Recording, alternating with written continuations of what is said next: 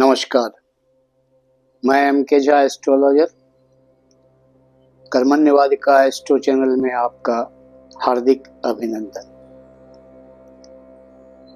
दुनिया में 3 तरह के लोग होते हैं।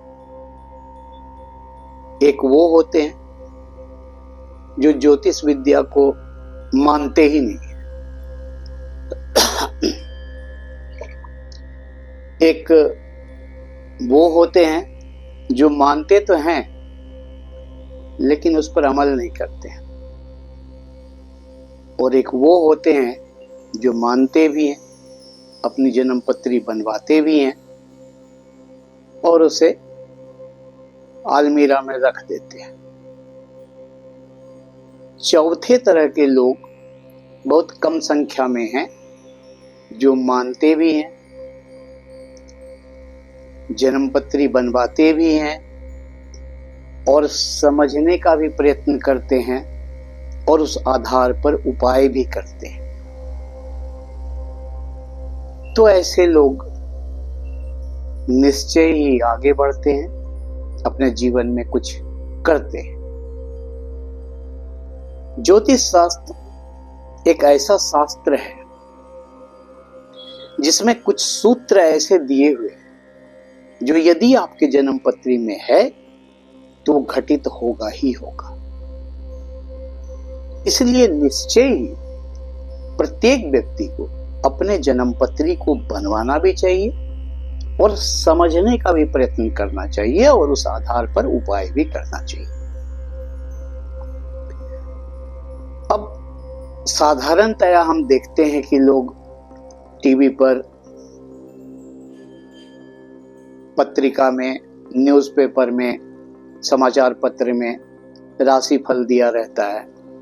अपने नाम के आधार पर समझ जाते हैं कि मेरी सिंह राशि है तो मेरी कर्क राशि है तो मेरी मीन राशि है, मेरी मकर राशि है, और उस आधार पर वो देखते रहते हैं और उस हिसाब से उपाय भी करते हैं बहुत लोग।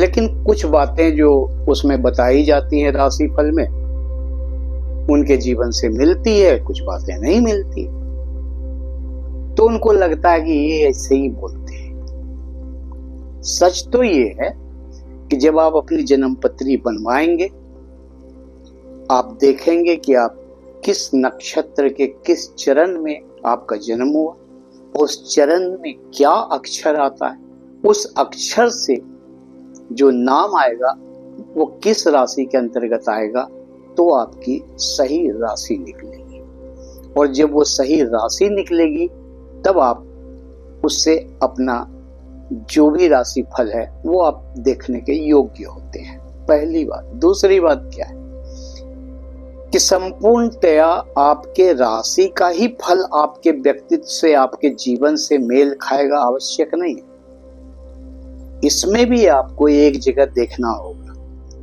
कि लग्न आपका क्या है और लग्न का स्वामी आपका कौन है और लग्न या लग्नेश में कितना बल है, अंश बल में कितना है वो, और राशि के स्वामी का अंश बल क्या है। इस दोनों में जिसका अंश बल अधिक होगा, लग्न और लग्नेश का यदि अंश बल अधिक होगा तो आपके जीवन का 65 से 70% जो भी चीज होगा वो लग्न और लग्नेश के आधार पर ही आपको प्राप्त होगा।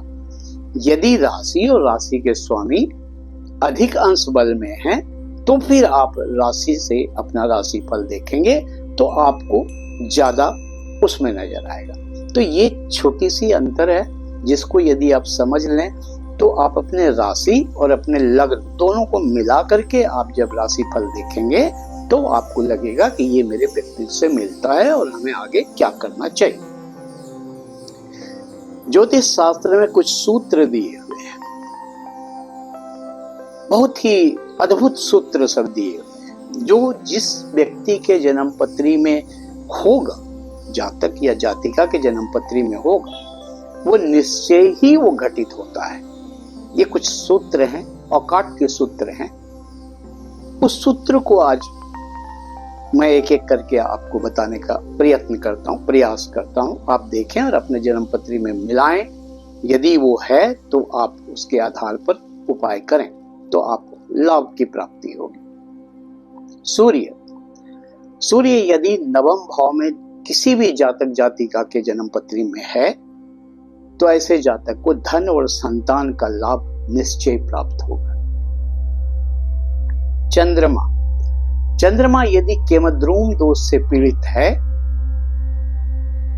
केमद्रूम दोष कब होता है? चंद्रमा के, अगर चंद्रमा किसी के जन्म पत्री में अकेला है, उसके द्विद्वादश भाव में कोई शुभ ग्रह नहीं है। द्विद्वादश का मतलब हो गया चंद्रमा के आगे या चंद्रमा के पीछे कोई शुभ ग्रह नहीं, तो वो अकेला पड़ जाता है। तो वहां वो एक दोष उत्पन्न करता है, उसको कहते हैं केमद्रूम दोष।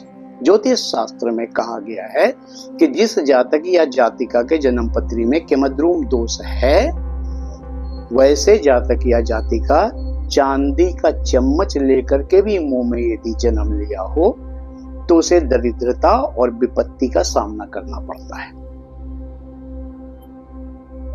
ये जरूरी नहीं कि शब्द अक्षरशः सत्य ही आपके साथ हो, लेकिन परेशानी तो आएगी और उसका काट आपको अपने जन्म पत्री के आधार पर ही किसी ज्योतिष से मिल करके ढूंढना पड़ेगा और करना पड़ेगा। ये सूत्र है, ये होना ही होना है।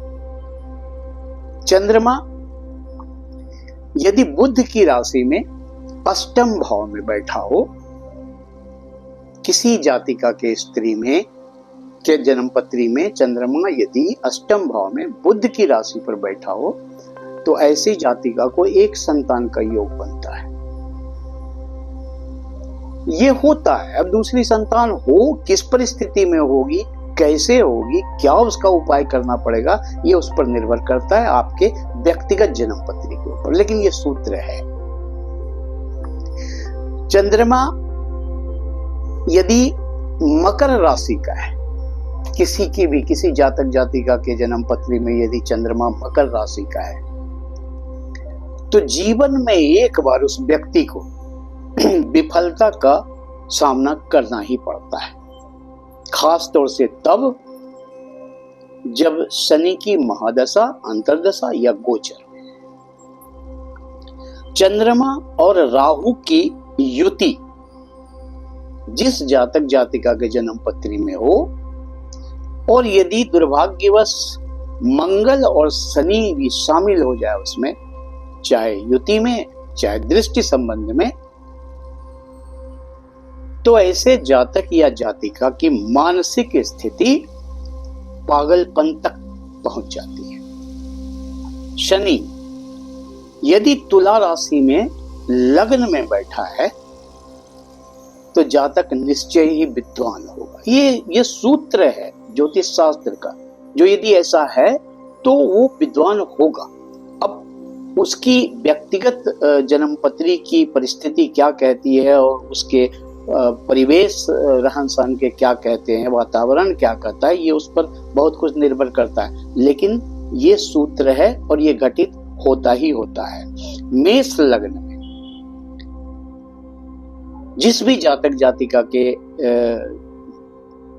जन्म पत्री में यदि मेष लग्न का जातक है या जातिका है तो उसमें धैर्य की कमी होगी, खास तौर से तब जब मंगल उसकी जन्म पत्री में चर राशि में बैठा होगा तो निश्चय ही वो धैर्यहीन होगा, उसके अंदर धैर्य की बहुत कमी होगी। मकर लग्न में केतु कहीं भी यदि अकेला बैठा हुआ है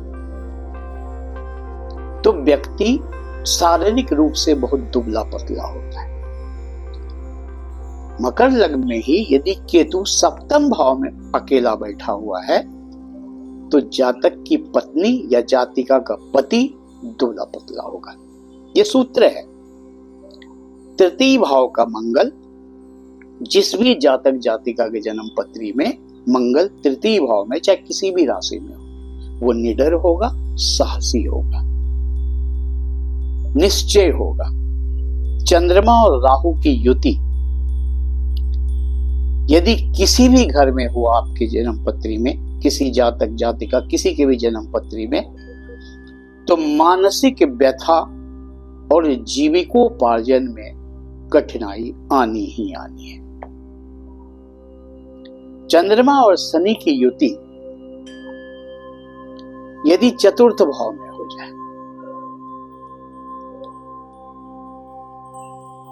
तो जातक को कई बार विपत्तियों का सामना करना पड़ता है। यदि चतुर्थ भाव में चंद्रमा और शनि की युति हो जाए तो निश्चित तौर से करना पड़ता है उसको, इसमें दो मत नहीं है। अब ये सूत्र हैं, लेकिन अक्षरशः ये सूत्र आपके जीवन में सही आ रहे हैं कि नहीं आ रहे हैं, आएंगे कि नहीं आएंगे, ये पूर्णतया निर्भर है आपके व्यक्तिगत जन्म पत्री पर, उसके लग्न और लग्नेश के अंश बल पर और आपके अपने कर्तव्य के ऊपर। आप कैसे काम करते हैं उसमें ज्योतिष शास्त्र के सूत्रों को काटने का जो उपाय होगा उस आधार पर आप करते हैं कि नहीं करते हैं, इस पर निर्भर करता है। आप जहां कहीं भी मिला लें, सूत्र तो है, अब निश्चय है। एक चंद्रमा यदि किसी भी जातक के कुंडली में चतुर्थ भाव में या सप्तम भाव का स्वामी, चतुर्थ भाव का स्वामी या सप्तम भाव का स्वामी अष्टम भाव में या द्वादश भाव में जाकर के बैठ जाए तो ज्योतिष शास्त्र कहता है कि ऐसे जातक का विवाह होने की संभावना कम हो जाती है। विलंब तो होता ही होता है, विवाह होने की संभावना भी कम हो जाती है। इसका तात्पर्य थोड़े कि विवाह होता ही नहीं है, होता है, लेकिन आप उसका काट देखेंगे, काट का उपाय करेंगे तो निश्चय होगा, अन्यथा आपको ये दुर्योग झेलना ही पड़ जाता है।